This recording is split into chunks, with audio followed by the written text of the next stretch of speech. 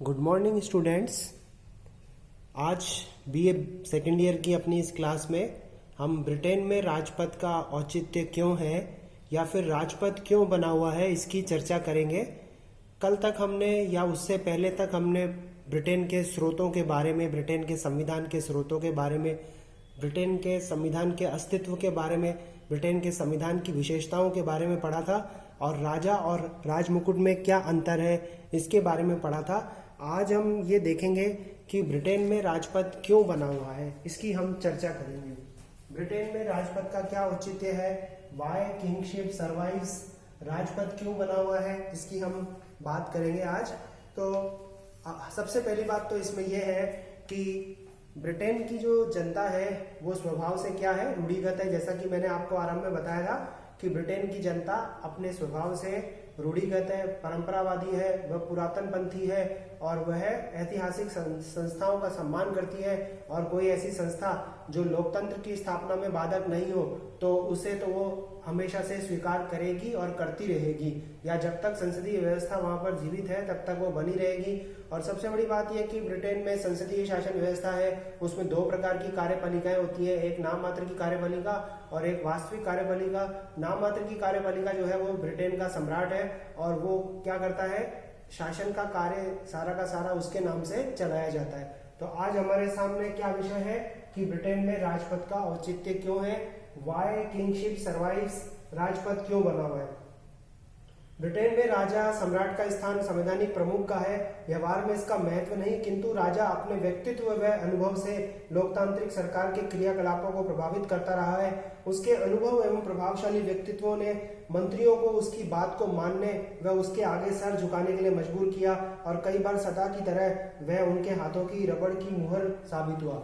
तो इसमें हमने क्या देखा कि राजा चूंकि वंशानुगत आधार पर अपने पद पर बना रहता है, जब तक उसकी मृत्यु नहीं होती तब तक वो बना रहता है। और ब्रिटेन की जो जनता है वो राजा के चिरायु होने की कामना करती है। ब्रिटेन की जनता राजा के चिरायु होने की कामना करती है और वो चाहती है कि बकिंघम पैलेस में जो ब्रिटेन के सम्राट का निवास स्थान है उसमें राजा जो है वो हमेशा बना रहे और जनता चैन की नींद सोती रहे।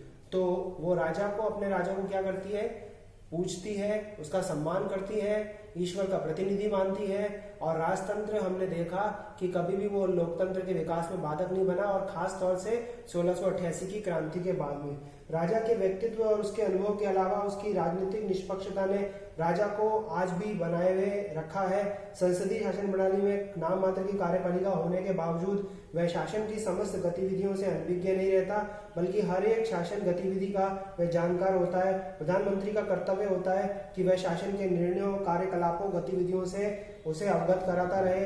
पर राष्ट्र विभाग का पत्र व्यवहार, संसद में हुआ वाद विवाद तथा समाचार पत्रों में छपी हुई खबरों से प्रतिदिन उसको अवगत कराया जाता है। इस कार्य के लिए उसका अपना कर्मचारी वर्ग होता है, अलग मंत्री भी होता है जो राजा का आत्म साधक होता है और उसको सूचनाएं वो प्रेषित करता रहता है। और जितना ज्ञान उसके पास में होता है उतना ज्ञान ब्रिटेन के प्रधानमंत्री और उसके मंत्रिमंडल के सदस्यों के पास में नहीं होता। अब आप खुद ही देखिए कि 1952 ईस्वी में ब्रिटेन की महारानी एलिजाबेथ द्वितीय जो थी वो ब्रिटेन की महारानी बनी और आज तक वो अपने पद पर बनी हुई है।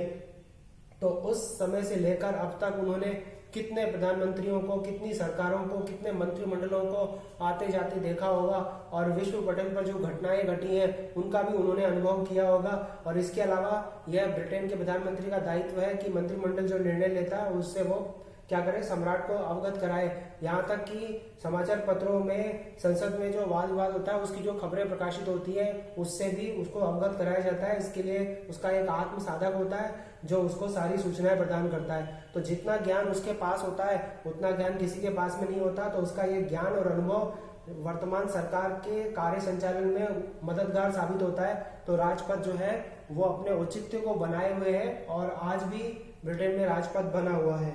अब वाई किंगशिप सर्वाइव, पहली बात राजपथ की ऐतिहासिक परंपरा है। 1829 ईस्वी में जब राजा एग्बर्ट ने इंग्लैंड को अपने अधीन किया तभी से इंग्लैंड में राजतंत्र चला आ रहा है। राजा एग्बर्ट कहां से शुरू हुआ, राजपथ 1829 में जब राजा एग्बर्ट इसने जब शासन की बागडोर संभाली तो उसके बाद से लेकर आज तक ब्रिटेन में राजपथ बना हुआ है। अब आप देखिए 1100 लगभग 1200 वर्षों का समय हो गया और तब से लेकर आज तक राजपथ जो है वो बना हुआ है। इसमें केवल 1649 से 1660 के बीच का काल छोड़ दीजिए, जब क्रामवेल के नेतृत्व में गणतंत्रीय सरकार बनी। क्रामवेल मतलब शासन के स्वरूप का परिवर्तन हुआ, लेकिन इसको जनता ने स्वीकार नहीं किया और 1660 ईस्वी में क्या हुआ, दोबारा से राजतंत्र की स्थापना हो गई। तो बहुत मतलब एक डिकेड है या पूरा एक दशक है जिसमें क्रामवेल के नेतृत्व में गणतंत्रीय सरकार बनी। बाकी लगातार वहां पर क्या बना रहा, राजतंत्र बना रहा। तो ऐसी ऐतिहासिक संस्था के प्रति लोगों के मन में सम्मान का भाव होना एक स्वाभाविक सी बात है, इसलिए ब्रिटेन में राजा का पद बना हुआ है। राजपथ की ऐतिहासिक सराहनीयता और गौरवशाली भूमिका। राजपथ इतना अधिक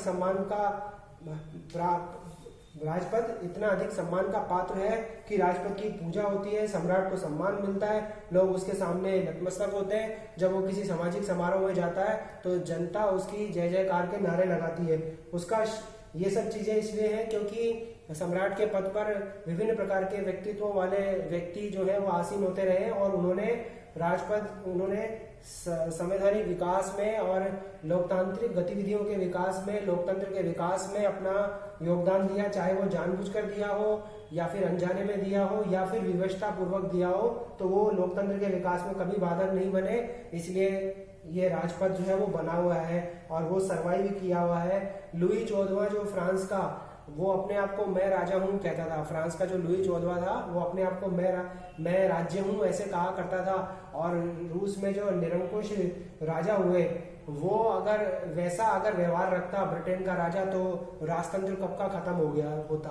तो रूस के जो जार थे और इसके अलावा फ्रांस का जो लुई 14वां था उसका जो व्यवहार था, उसके जैसा व्यवहार अगर ब्रिटेन के राजाओं का होता तो वो आज तक पद खत्म हो गया होता ब्रिटेन में से। लेकिन वहां के जो सम्राट रहे उन्होंने इस पद के सम्मान को, इसकी गरिमा को और लोगों के राजपद में या सम्राट के पद में विश्वास को बनाए रखा।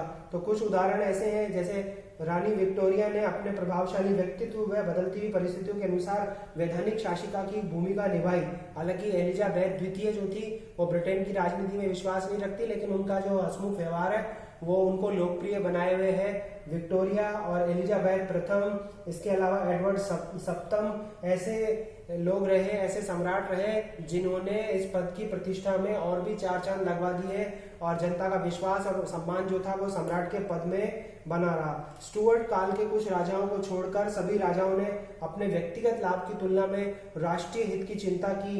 इंग्लैंड के स्कूलों में जब बच्चे राजपथ के बारे में पढ़ते हैं और वो पढ़ते हैं कि 7वें और 8वें हेनरी ने देश को पोप के चंगुल से बचाया, रानी एलिजाबेथ प्रथम ने इंग्लैंड के इतिहास में स्वर्णिम युग का आरंभ किया और रानी विक्टोरिया ने ब्रिटिश साम्राज्य का निर्माण किया, तो उन्हें राजपथ द्वारा किए गए कार्यों पर गर्व का अनुभव होता है और ऐसी सम्मान की भावना बचपन में ही उनके मन में पैदा हो जाती है जो आजीवन बनी रहती है।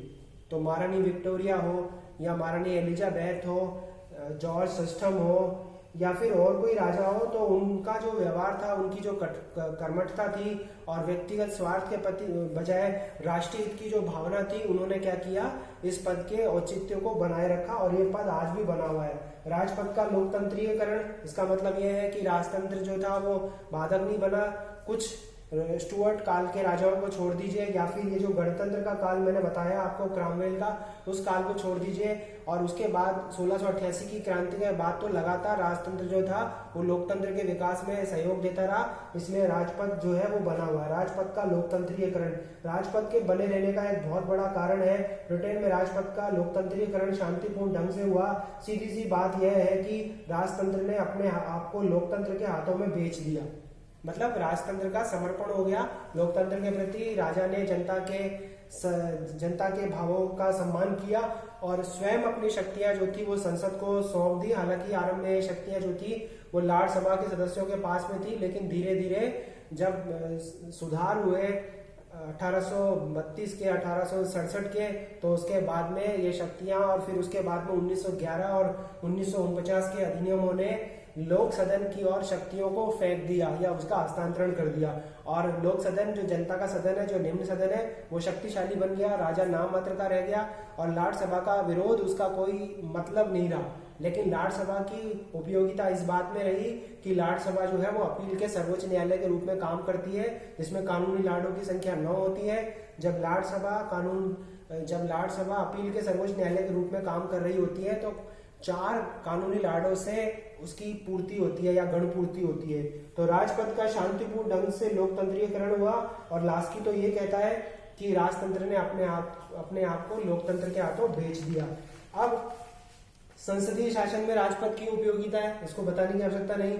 सम्राट के व्यक्तिगत अधिकार और कार्य, सम्राट जो कार्य करता है जैसे सत्र बुलाना, सत्रावसान करना, प्रधानमंत्री की सलाह से अन्य मंत्रियों की नियुक्ति करना, विधेयकों पर हस्ताक्षर करना, ये ऐसे कार्य हैं जो औपचारिक तो है लेकिन इनका महत्व जो है वो कम नहीं हो सकता, क्योंकि बिना स्वीकृति के सम्राट की कोई भी कार्य जो है वो संपन्न नहीं हो सकता है। जैसे भारत में होता है कि राष्ट्रपति हस्ताक्षर करता है विधेयक के ऊपर, लेकिन भारत में तो जो राष्ट्रपति की स्थिति है वो काफी बेहतर है सम्राट की तुलना में। लेकिन सम्राट यहाँ पर क्या बना हुआ, प्रतीक का चिन्ह या राजतंत्र का प्रतिबिंब बना हुआ है, राष्ट्रीय एकता का प्रतीक बना हुआ है। लोगों में उसने सामाजिक समारोह में जाकर उसने लोगों में देशभक्ति की भावना पैदा की, और जब उसने कहा युद्ध के समय पर या राष्ट्रीय आपदा के समय या आर्थिक संकट के समय जब जनता से ये कहा कि राजा को और देश को तुम्हारी जरूरत है, तो जनता जो थी वो ऐसे देशभक्ति भावों से जागृत हुई कि ब्रिटेन के सामने जो समस्याएं आई, चाहे वो युद्ध की समस्या रही,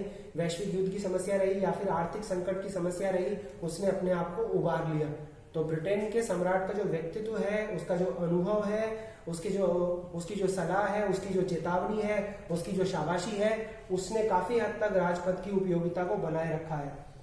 फिर सम्राट सर्वोच्च सलाहकार के रूप में, जैसे मैंने आपको बताया कि सम्राट की बूढ़ी होती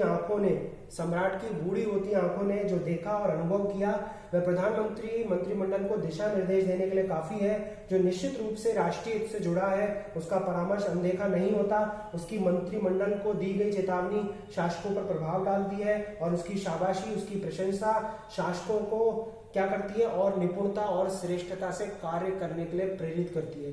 यह उसके विशेषाधिकार होते हैं कि किसी अच्छे कार्य के लिए वो मंत्री को शाबाशी दे सकता है, उसको प्रोत्साहित कर सकता है, और उसके सामने जब कोई निर्णय लाया जाता है मंत्रिमंडल का और उसको लगता है कि अगर वो देश के हित के विरुद्ध है, तो वो चेतावनी दे देता है मंत्रिमंडल के मंत्रियों को कि ये कार्य गलत है और इसी कार्य को नहीं किया जाना चाहिए। या फिर जब वो परामर्श देता है या जो वो परामर्श देता है, चाहे उससे मांगा जाए या वो खुद से दे, उसका बहुत महत्व होता है। फिर इसके कारण से किसकी महत्ता बनी हुई है, राजपद की। सम्राट ने मध्यस्थ के रूप में भी कार्य करके अपनी उपयोगिता सिद्ध की है। कई बार ऐसे मौके आए जब उसने मध्यस्थ की भूमिका निभाई और आने वाले संकट को टाल दिया, इसलिए भी उसकी उपयोगिता बनी हुई है, इसलिए भी वो ब्रिटेन में बना हुआ है। राष्ट्रीय एकता का प्रतीक है राजपद। सम्राट केवल एक पक्ष का नहीं बल्कि सभी का है। सम्राट के राज्यारोहण, राज तिलक तथा अन्य अवसरों पर ब्रिटिश नागरिकों ने जिस तरह की राजभक्ति पेश की है, उससे राष्ट्रीय एकता के तथा देशभक्ति के भाव को बढ़ावा मिला है। शासक दल और विपक्ष दोनों ही सम्राट में अपनी आस्था रखते हैं। ब्रिटेन में राष्ट्रीय आपदाओं या युद्ध के समय जब वह घोषणा करता है कि तुम्हारा सम्राट, तुम्हारा देश तुम्हारी सेवाएं चाहता है, तुमको पुकार रहा है सहायता के लिए, तो नागरिकों में राष्ट्रीयता की भावना और देशभक्ति की भावना चरम पर पहुंच जाती है और राजपद की उपयोगिता स्वतः सिद्ध हो जाती है। जैसे मैंने थोड़ी देर पहले कहा था कि जब सामाजिक समारोह होते हैं और राजा अपनी उपस्थिति वहां पर देता है, तो लोग उसके दर्शन करने के लिए आ जाते हैं। इन सामाजिक समारोह के समय कुछ आर्थिक लाभ भी लोगों को प्राप्त होते हैं। इतना ज्यादा सम्मान का भाव होता है लोगों के मन में कि जब वो आपदा के समय जनता को पुकारता है, तो वो कहता है भाषण देते हुए कि जैसे राष्ट्र के नाम प्रधानमंत्री संबोधन देते हैं या भारत के राष्ट्रपति संबोधन देते हैं, वैसे ही वो संबोधित करते हुए ब्रिटेन की जनता से ये कहता है कि देश को तुम्हारी आवश्यकता है, देश तुम्हें सहायता के लिए पुकार रहा है, तो उसकी आपको आगे आकर राष्ट्र के लिए अपना समर्पण देना चाहिए। तो ऐसी बातों से देश के नागरिक जो है वो ब्रिटेन के लिए अपना सर्वस्व न्यौछावर करने के लिए तैयार हो जाते हैं और राष्ट्रीयता की भावना उस समय चरम पर पहुंच जाती है। चाहे आप प्रथम विश्व युद्ध का समय देखिए जब ब्रिटेन महाशक्ति बनकर उभरा था, या फिर द्वितीय विश्व युद्ध का समय देखिए जब ब्रिटेन की शक्ति का ह्रास हुआ था। दोनों ही समयों पर, या फिर विश्वव्यापी आर्थिक मंदी के समय सम्राट के आह्वान देखिए ब्रिटेन की जनता से किए गए, उससे पता चलता है कि वो कितना प्रभाव रखता है, उसका व्यक्तित्व कितना प्रभाव रखता है। अब आगे देखिए, राजपद अंतर्राष्ट्रीय संबंधों और अंतर्राष्ट्रीय प्रभाव का साधन है। राजा जो है, जैसे भारत का राष्ट्रपति विभिन्न देशों की यात्राएं करता है विदेशी संबंधों के संचालन के लिए, वैसे ही ब्रिटेन का सम्राट जब कभी किसी देश के साथ में भ्रमण करता है, मतलब वहां जाकर कोई समझौता करता है, क्योंकि सारे समझौते युद्ध संधियां वगैरह उसी के नाम से होती हैं। जब वो विदेश यात्रा करता है तो उसका गहरा प्रभाव पड़ता है, संबंध जो है वो ब्रिटेन के क्या होते हैं, प्रगाढ़ बनते हैं। और राष्ट्रमंडल देशों की कमान तो स्वयं सम्राट के हाथों में होती है, इसलिए भी राजपद जो है वो बना हुआ है। और बहुत बार ऐसा हुआ कि राजा के या सम्राट के व्यक्तिगत संबंधों ने क्या किया, ब्रिटेन के दूसरे देशों के साथ संबंधों को बढ़ावा दिया। एक दो उदाहरण है मेरे पास में। 1939 में ब्रिटेन और फ्रांस के बीच में जो टर्की सैन्य संधि हुई, वो जॉर्ज षष्ठम की सूझबूझ और उसके प्रयासों के परिणाम स्वरूप हुई। और द्वितीय विश्व युद्ध के दौरान ब्रिटेन को जो अमेरिका की सैनिक सहायता मिली, वो इसलिए मिली क्योंकि अमेरिकी राष्ट्रपति रूजवेल्ट का ब्रिटेन के सम्राट जॉर्ज षष्ठम के साथ में दोस्ती का संबंध था।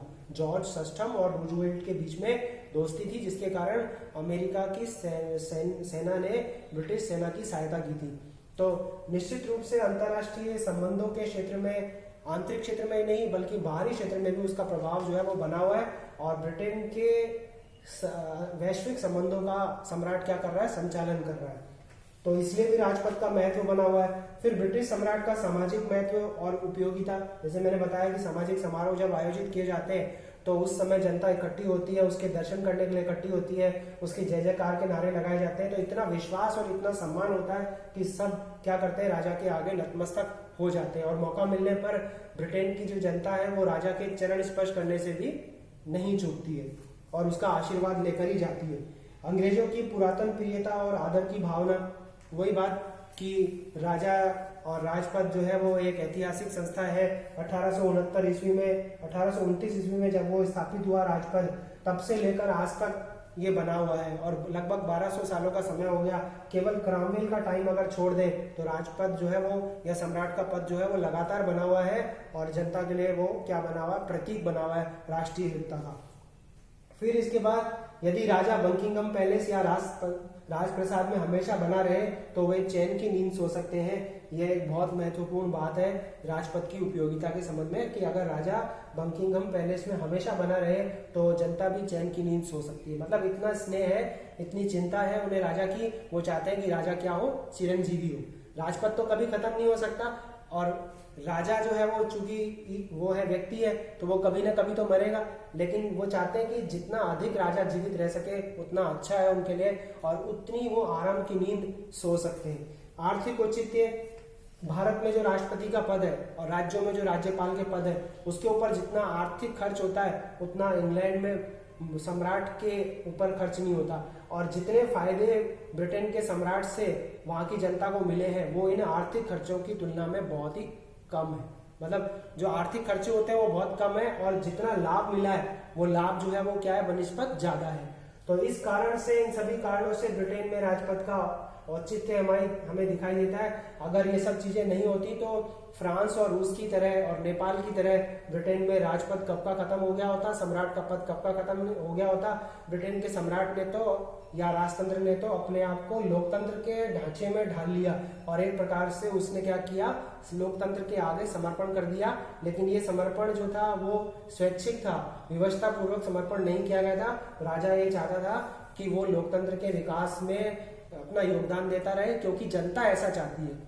नेपाल में हमने देखा कि कभी राजशाही देखने को मिलती है, कभी हमें लोकतंत्र देखने को मिलता है और आखिर में हमें लोकतंत्र ही दिखाई देता है। तो ब्रिटेन की जनता की भावना का या जनमत का राजा ने सम्मान किया और स्वेच्छा से अपनी शक्तियों को लोक सदन के आगे समर्पित करना उसे स्वीकार किया। इसीलिए ब्रिटेन में राजपद बना हुआ है, वरना फ्रांस और रूस के राजाओं की तरह उनका पद भी कब का समाप्त हो गया होता। तो आज हमने पढ़ा ब्रिटेन में राजपद का क्या औचित्य है।